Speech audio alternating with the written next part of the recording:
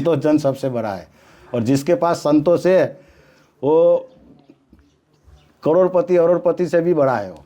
और मैंने तो संतों में देखा है और कहीं नहीं तो वो तो संतों में तो संतोष है, तभी तो संत है। हर इंसान में संतोष होना चाहिए। ये सब साधु का श्रृंगार है। बाकी जटा भराने से किसी को भगवान मिल जाए तो फिर तो क्या देखना है। गुरु वाक्यम सदा सत्यम, सत्यम एकम परम पदम, है ना। तो गुरु का वाक्य जो है वही हमारे लिए मोक्ष है। मंत्र मूलम गुरु वाक्यम, मोक्ष मूलम गुरु कृपा। नमस्कार साथियों, आपका दोस्त, आपका भाई, आपका साथी, संतों के चरणों का दास, मैं कन्हैया शर्मा। आज आपको मैं एक ऐसे संत के दर्शन कराने वाला हूँ जो आपको नर्मदा तट पर एक आश्रम संत सेवा कर रहे हैं, उनके मैं दर्शन करवाने वाला हूँ। साथियों, जैसे आप देख पा रहे हैं, पूरा का पूरा मैं आपको दर्शन करवाने की कोशिश करूँ। पूरा का पूरा खाई के रूप में, जैसे आप देखा ही पा रहे हैं, ये पूरा खाई का है, जैसे आप देख पा रहे हैं। और यहाँ के ठीक पास में महाराज जी का आश्रम है। आश्रम जो आप देख पाएंगे दुर्लभ, आप देख पा रहे हो पूरा आश्रम की किस प्रकार जंगल के बीच में आनंददायक व्यवस्था बना रखी है पूरी की पूरी। ये जो दर्शन करवा रहा हूँ ये मैं निमित्त मात्र हूँ।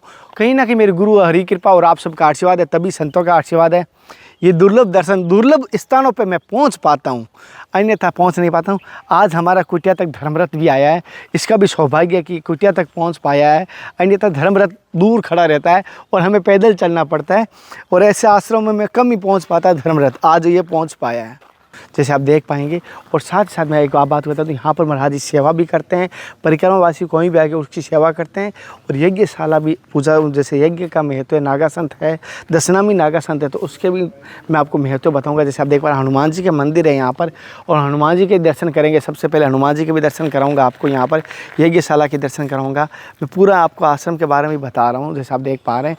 और मैं सभी से कहता हूँ, संतों के दर्शन समर्पण भाव से ही करें। महाराज जी, पहले तो मेरी तरफ से समस्त भक्तों की तरफ से आपके चरणों में साक्षात जय आनंद करो, जीते रहो। महाराज जी, जैसे कि मैं बहुत जगह संतों में देखा हूँ यज्ञ का एक अखंड ज्योति दिखाई देती है, और जैसे कि एक कमंडल का दर्शन देखता हूँ। तो महाराज जी, जैसे आपने कमंडल और यज्ञ और त्रिशूल सारे एक साथ रखे हैं, इसका क्या महत्व रहता है आपके संप्रदाय में? ऐसा महत्व है, जैसे कि ये तो है कमंडल है, दंड और कमंडल, ये दंड में आएगा, ये कमंडल में आएगा।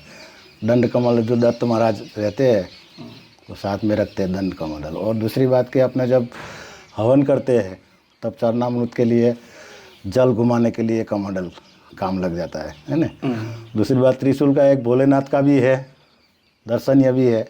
शिव जी के नाम से, दत्त महाराज के नाम से दूना रखते हैं हम लोग, है ना। वो दोनों टाइम आहुति देते हैं, जितना जैसे कि 21 दे देते हैं। जैसे अभी नवरात्रि में है तो नवरात्रि में 1 माला 2 माला जितना अपने यथाशक्ति ऐसा करते हैं। सुबह शाम आरती स्तुति करते हैं, नित्य। और ये अखंड है। और महाराज जी, आप बच्चापन से संत बने? बच्चापन से संत? हाँ, बच्चापन। ये गस्ती का पालन किया? नहीं, बच्चापन। हाँ। ऐसे क्या भाव है कि संत बनने की सोची? बस ऐसे ही है, वो भगवान का नाम में हो जाते हैं तो ऐसे ही। तो क्या है कि ऊपर से जुड़ा हुआ ही आता है कि संत बनेगा, संसारी बनेगा, वो तो सब किस्मत में लिखा हुआ ही रहता है। तो ऐसे कोई दुख दरिद्र से नहीं कि कोई ज़बरदस्ती नहीं। अच्छा। ऐसे अपने मन से ही संत बने हुए हैं। और नागा संतों में आप? हाँ, नागा सन्यासी, दशनामी। हाँ, दशनामी। हाँ महाराज, जैसे कि आपके जीवन का अनुभव कैसा रहा संत बनने के बाद? अनुभव तो बहुत देखो चल ही रहा है, अनुभव ही है, सब अनुभव है। हाँ, देख रहा है अपने भगवान को, पूजा पाठ कर रहे हैं तो अपने को जो कुछ श्रद्धा भक्ति से भगत आते हैं उनका भी कल्याण होता है ना। और कभी कभी हमको भी दर्शन होता है, कभी ऐसे अदृश्य रूप में ऐसे दिख जाता है कि कहीं हवन कर रहे हैं तो ऐसे सामने कोई ऐसी ये आ गया, ऐसा दिव्य शक्ति। तो दिव्य शक्तियों का अनुभव तो हुए साधु संतों में। अच्छा, ये हुआ है? हाँ। कोई साक्षात कभी महादेव के, कभी देवी शक्ति के? नहीं, वो साक्षात तो देखो अभी साक्षात तो भगवान दर्शन किसी को देते ही नहीं है, क्योंकि भगवान खुद वचन में बंधे हुए हैं। जैसे कि ना जाने किस वेश में नारायण मिल जाए, आपका यहाँ पे ही भगवान आए हो तो हमें क्या मालूम है। कहने का तात्पर्य तो भगवान ऐसे मिलते हैं, अभी प्रगट किसी को नहीं मिलते हैं भगवान। अच्छा। हाँ, अभी मिलेगा तो किसी दूसरे रूप में मिलेगा, आपके रूप में, हमारे रूप में, इनके रूप में, कोई भी रूप में मिल जाएगा। और महाराज, जैसे मैं बहुत सारे संतों को देखा हूँ जटाओं में, बहुत सारे मुंडन, जैसे आप नागाओं में, मैं ज़्यादातर जटाओं में देखा हूँ, जैसे आपने भी जटा धारण किए।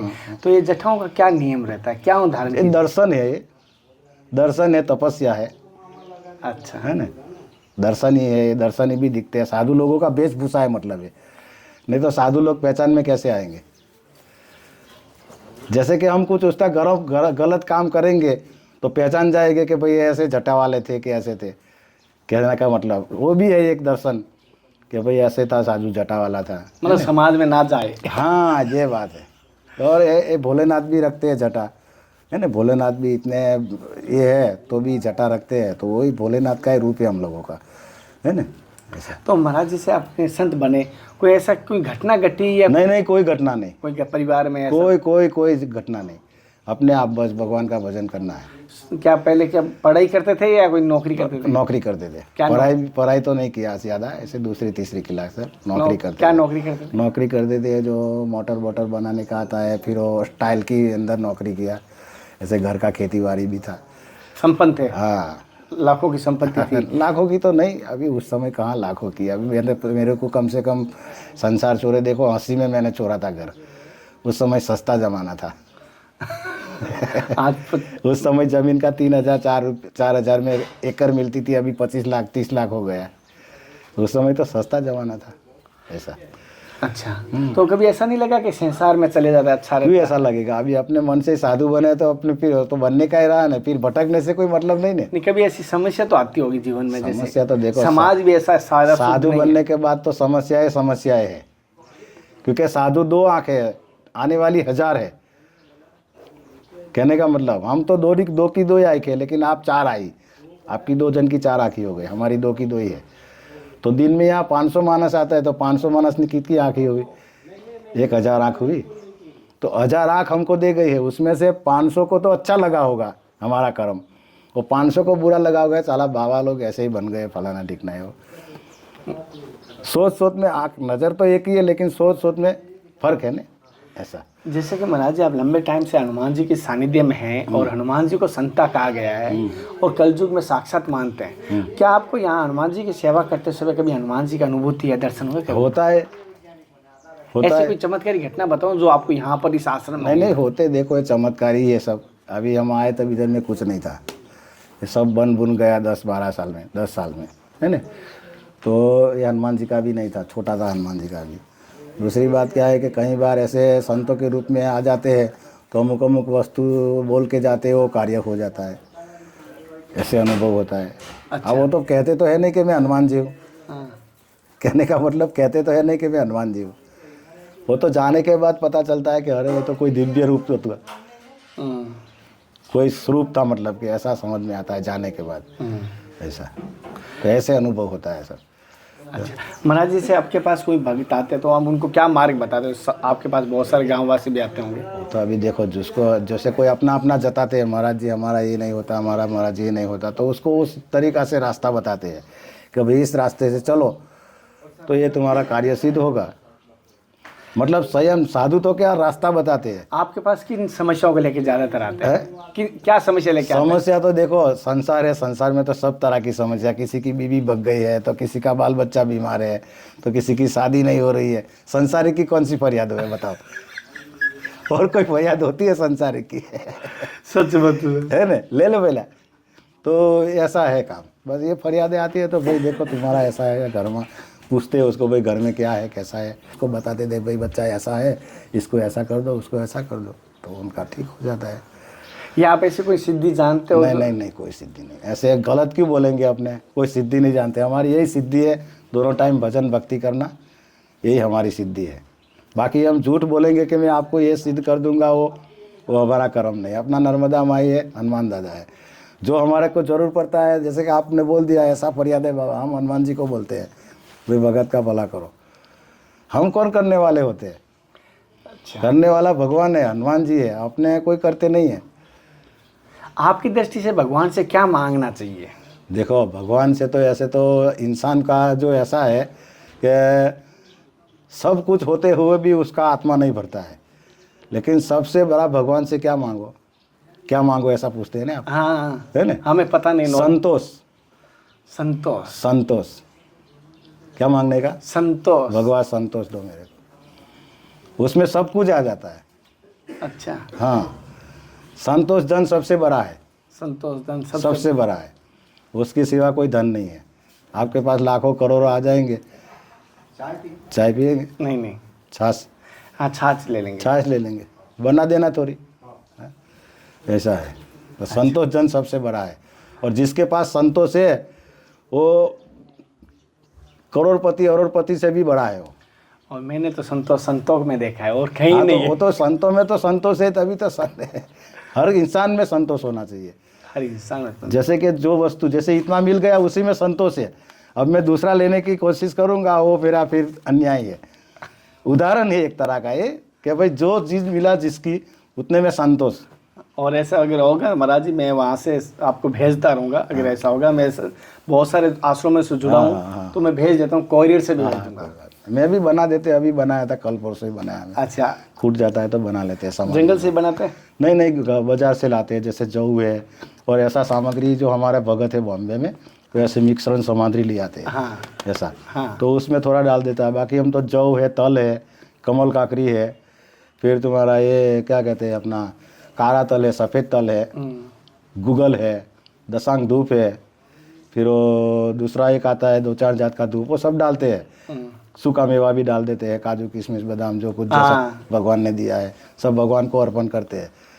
भगवान तो यही मुख्य, यही है भगवान का मुख्य बताया है। हाँ, मुख्य यही बताया। हाँ, इसी से भगवान लेते हैं। हाँ, उसी से लेते हैं। कोई मूर्ति में नहीं लेते। नहीं, वो तो इसी में ही देना पड़ता है। जैसे अभी हम थाल धराएंगे भगवान को, वो थाल धरा के इधर लाएंगे, इधर फिर 5 आहुति देंगे भगवान को, पंचभूत की 5 आहुति। ये सत्य बात है। संतों का जो होता है यज्ञ में, जो रियल में भगवान को भोजन लगता है वो यही यज्ञ में लगता है। बाकी मूर्तियों तो हम जैसे कहने बात है, यज्ञ में जो आहुति दी जाती है वो रियल में सही है। मूर्ति में भी, उधर में भी पहुंच जाता है वो सब जगह पहुंच जाता है। हाँ, वासना जो जाती है पंचदेवों में पहुंच जाता है एकदम। सब पहुंच जाता है। तो और महाराज जैसे कि आप ज़्यादातर किस देवता की अधिक पूजा करते हैं? जैसे देखो, हमारा तो अखाड़े के जो देवता होते हैं, हमारे अखाड़े होते हैं, तो हर अखाड़े का अमुक अमुक इष्ट होता है। हमारे जैसे कि इष्ट देवता तो गणेश जी है। अच्छा। आराध्य देवता दत्त महाराज है। इष्ट देव गणेश जी। हाँ। आराध्य देव दत्त भगवान है। इष्ट देव हमारे गणेश जी है। अच्छा। और फिर तो दत्त भगवान में सभी आ जाते हैं, ब्रह्मा विष्णु महेश सभी आ जाता है। दत्त महाराज को पूछ लिया माँ तो तीनों देव आ जाते हैं उसमें। तो गणेश जी आपके क्यों अखाड़े के जो है वही हमारे इष्ट देव माने जाते हैं। अच्छा। हाँ, जैसे अवाहन अखाड़ा जूना अखाड़े के ये इष्ट देव है दत्त महाराज, और वो आराध्य देव गणेश जी को मानते हैं। ऐसे आपस में है, दोनों भाई भाई एक दूसरे का आराध्य है। अच्छा। ऐसे हम तो मानते हैं। फिर माता जी को ऐसे कुल देवी पुण्यागिरी है हमारी। अच्छा। हाँ, ऐसे। और महाराज जटाएं आपकी कितनी लंबी होगी अंदाज से? जटाएं तो हमारी देखनी है तो छोड़ के बताओ। दर्शन करना थोड़ा सा। बहुत लंबी। और महाराज ये जटाएं आपकी कब से फूटनी शुरू हुई थी? ये तो 2000 मतलब कि कितने साल की है, 2004 से है मान लो। 2004 से। और ये अपना बनी थी जटाएं या आपने? नहीं, तो बनाना पड़ता है ना, ऐसे अलग अलग ऐसे कर लेना पड़ता है। फिर अपना कंगी नहीं लगाते हैं उसमें। कंगी नहीं लगाते हैं। तो महाराज जी से नीचे तो बड़ी है, ऊपर से जाके जॉइंट हो गई। तो जॉइंट है ना ऊपर में, ये कभी बाद में बना ही नहीं। हाँ, ये देखो, समय नहीं मिला होगा। हाँ, समय अच्छे खुला करने का नहीं मिले तो वो जम जाता है। फिर अभी ज़्यादा हो गया तो अभी वो खींचता है, इसलिए नहीं तोड़ते। क्या काम है, अपने जटा से मतलब है। कोई दिखाना तो है नहीं। बाद में आप खोलने की आवश्यकता नहीं। हाँ, अभी ऐसे कभी कभी धोना पड़ता है 15 दिन में एक बार। जैसे पसीना हो जाता है तो खुजली हो जाती है। भभूति लगाते हैं? हाँ, भभूति लगाते हैं। भभूति अभी नहीं लगाते हैं, लेकिन जिस दिन धोते हैं उस दिन। हाँ, उस दिन लगाते हैं। ऐसे सूखेगी नहीं ये बहुत। हाँ, बहुत, ये पूरा दिन लग जाता है हाँ सूखने में, इसलिए 15 दिन में एक बार धोते हैं। 15 दिन हफ्ते में। जैसे कि खुजाल आने लगी, अभी पसीना हो रहा है तो फिर चलो भाई धो देते हैं। क्या महाराज इन जटाओं से क्या भगवान की जल्दी प्राप्ति होती है? ऐसा नहीं, ऐसा कुछ नहीं है। भगवान की तो आपको भी प्राप्ति हो जाए। तो जटा क्या, हमने बोला दर्शन है, साधु का जो मतलब के श्रृंगार है। साधु का श्रृंगार है जटा। अच्छा। जटा है, मालाएं है, ये सब साधु का श्रृंगार है। बाकी जटा बनाने से किसी को भगवान मिल जाए तो फिर तो क्या देखना है। इसको सबसे पहले मिले? नहीं, ऐसा कुछ नहीं है कि जटा बनाने से भगवान मिले, गलत बात है। वो तो क्या है, एक मतलब के साधु का टाइटल है ये, कि भाई दर्शनीय है ऐसा। अच्छा। बाकी तो मैं बोला ना आगे कि आपको कुछ करके भी भागेंगे हम तो जल्दी पकड़ा जाएंगे कि जटा है ना। और दूसरी बात क्या है, अभी आजकल तो साधु लोग वीआईपी भी घूमते हैं, दाढ़ी बाड़ी बाल पाल कटवा के, जैसे आप है ऐसे भी साधु लोग कहीं घूमते हैं, नहीं पता ही नहीं चलता साधु है कैसे। ये है बात है। ये साधु का दर्शन ही है, मतलब कि साधु का आभूषण है। जैसे भस्मी है, जटा है, दाढ़ी है, मालाएं है, रुद्राक्ष है, ये सब साधु का श्रृंगार है। अच्छा, ऐसे तो महाराज जी मेरे से इस दास से कोई गलती है बहुत? नहीं कोई गलती नहीं महाराज, आनंद करो। ये तो सवाल नहीं पूछने का, भी क्या पूछा था उसमें, कोई गलती नहीं। मैं तो ऐसे लोगों धर्म के प्रसार के लिए नहीं ठीक है, जरूरी है। और मैं सोचता हूँ जितना हो सके। हाँ बराबर। महाराज जैसे एक चीज आपसे पूछता हूँ, जैसे बहुत सारे आपको पता ही होगा, गुरुओं का क्या महत्व है? क्या गुरु जीवन में बनाना अति आवश्यक होता है क्या? गुरु बनाना महाराज जी जरूरी है। गुरु माध्यम है ना, गुरु साक्षी रूपी है। आपकी दृष्टि से गुरु कैसा होना चाहिए? देखो इसीलिए तो बोलते हैं कि गुरु करो जान के, पानी पियो छान के। जो गुरु आपका मन बोले उसी को गुरु मानो। और गुरु क्या है? गुरु एक शब्द है। गुरु कोई आत्मा शरीर को नहीं मानना है। जैसे आपके शरीर को गुरु नहीं मानना है, हमारे को आत्मा को गुरु मानना है। आत्मा सो परमात्मा, परमात्मा कोई परमात्मा। शब्द गुरु है, सुरत चेला बोलते हैं। शब्द जो गुरु देता है, जैसे कि कोई इंसान ने आपको राम राम बोल दिया, अगर आपने मान लिया कि यही मेरा गुरु है, यही राम राम है, तो उसी से आप तर जाओगे। और महाराज जी जैसे क्या गुरु को प्रसन्न किया जा सकता है? आपकी दृष्टि से हर शिष्य चाहता है मेरे गुरु मेरे से प्रसन्न है। आप गुरु को कैसे प्रसन्न करते हो? राजस्थान में बैठे हैं और आपकी भी इच्छा होती है प्रसन्न करने की। जैसे कि गुरु लोगों को क्या चाहिए भाई, हमने जो कहा वो करो तो गुरु लोग खुश, खिलाफ जाएंगे तो विरोध है। गुरु वाक्यम सदा सत्यम। जो गुरु है, गुरु जो कह देगा वही सत्य है हमारे लिए, वो लोहे के लिए। गुरु वाक्यम सदा सत्यम, सत्यम एकम परम पदम, है ना। तो गुरु का वाक्य जो है वही हमारे लिए मोक्ष है। मंत्र मूलम गुरु वाक्यम, मोक्ष मूलम गुरु कृपा। तो गुरु का वाक्य सुनोगे, मोक्ष अपने आप मिल जाएगा आपको। गुरु के खिलाफ मत जाओ। इसलिए गुरु करो जान के, पानी पियो छान के। जो हमारे तरीका का है उसी को गुरु बनाओ। बाद में गुरु की निंदा नहीं की जाती है।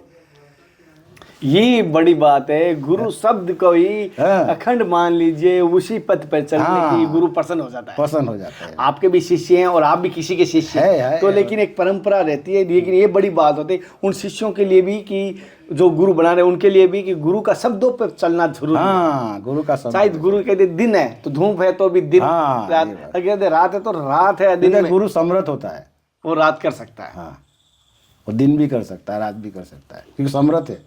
समर्थ को ना दोष गुस्साए। तो रात कहे तो हाँ भाई रात है, तो उसके लिए रात ही ऐसा है। इसलिए शब्द के, गुरु के शब्द पे चलते रहो तो अपना सीढ़ी मिल जाती है। आपको गुरु की कई ऐसी चमत्कारी घटना घटी आपके गुरु जी की आपके साथ कोई ऐसी?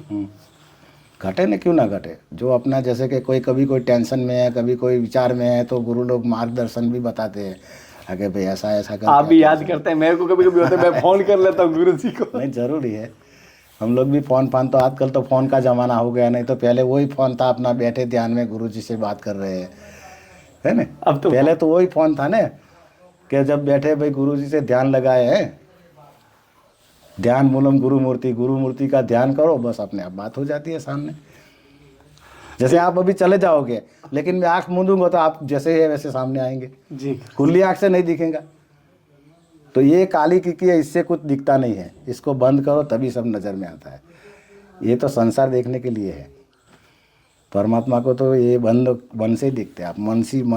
मन का नेत्र से देख सकते हैं। मन के नेत्रों से ही परमात्मा को देख सकते हैं। ये हम बहुत जान नहीं पाते। ऐसा है महाराज जी, कितनी शानदार बात की। मन की आंखों से हम परमात्मा को देख सकते हैं। गुरु को प्रसन्न करने का एक सुंदर मार्ग भी बताया है, और महाराज जी ने अपने जीवन का अनुभव भी बताया है किस प्रकार इस मार्ग पे आए, लेकिन और क्या इनके जीवन का अनुभव रहे। हवन सामग्री का भी महाराज जी ने पूरा बताया। महाराज जी कोई गलती हुई तो मुझे माफ। नहीं बढ़िया आनंद करो। साथियों, जैसे महाराज जी आपका शुभ नाम? महंत कमल गिरी महाराज। कमल गिरी जी, परम पूज्य सदैव गुरु जी का नाम महाराज? महंत भागेश्वर गिरी महाराज। भागेश्वर गिरी जी महाराज, नाम सुना है उनका। अच्छा। अब इस बार जाऊंगा। कहाँ पे टॉक रहते हैं? टॉक में दर्शन जरूर करूंगा। टॉक वैष्णो देवी माता का मंदिर। अच्छा। 12 नंबर हाईवे पे ही है। टॉक से बाहर निकलते। अभी ये 25 तारीख को जा रहा हूँ मैं सोरसी करने के। हमारा दादा गुरु शरीर छोड़ गए, तो उनकी सोर्सी में जा रहे हैं। साथियों, जैसे महाराज जी से हमने सत्संग लेने की कोशिश की, महाराज जी का अनुभव बताया और महाराज जी के यज्ञ के शाला के दर्शन करवाए, आश्रम के दर्शन करवाए, किस प्रकार के लगे मुझे कमेंट करके जरूर बताना। ऐसे ही लगातार आपको संतों के दर्शन करवाता रहूँगा। अगली सत्संग के साथ फिर मिलते हैं, तब तक जय हिंद, वंदे मातरम, जय गुरुदेव, हर हर महादेव, हे नाथ हे मेरे नाथ। मैं आपको बोलूँ नहीं, जय नर्मदा मैया की जय, संत भगवान की जय, यज्ञ सुखा।